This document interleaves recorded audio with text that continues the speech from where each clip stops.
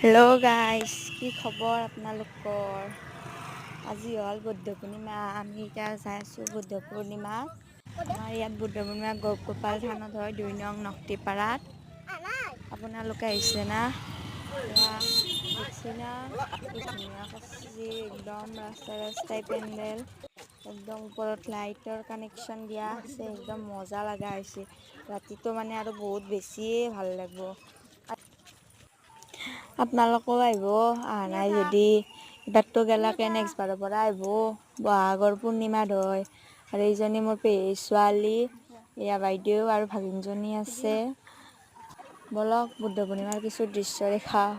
এইখন হৈছে ইয়াৰ ছেকেণ্ডখন গেট, য'ত মানে জাপি আছে আৰু কাষত এইবিলাক দোকান চোকান আছে, চাকি ধূপ গামোচা ল'ব পাৰি।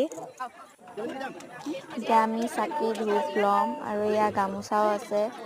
আৰু এই দেখিছে না, ছাতি ফুল গামোচাৰে কি ধুনীয়া ডেক'ৰেশ্যন কৰছি, মানে মজাই লাগছি। আৰু মানুহ দেখছি না ইমান আছে, ভিতৰততো আৰু বহুত বেছিয়ে আছে।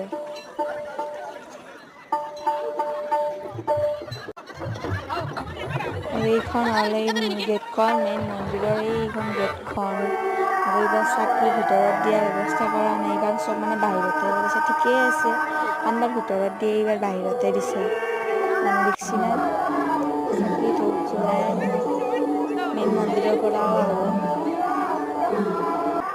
কি লাম্বা লাইন, এই সেৱা কৰা লাইন পুৰা পৰা এই ভিতৰত লগি আছে।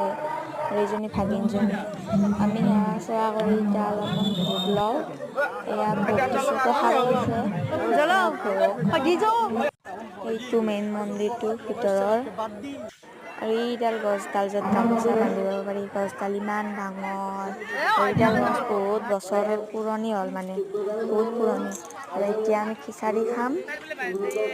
খিচাৰি খোৱাটো পুৰা একদম মানুহ ভৰ্তি। আমি বেছি কষ্ট কৰা নাই, এটা ঠেলাতে সোমাই গৈছোঁ আমি।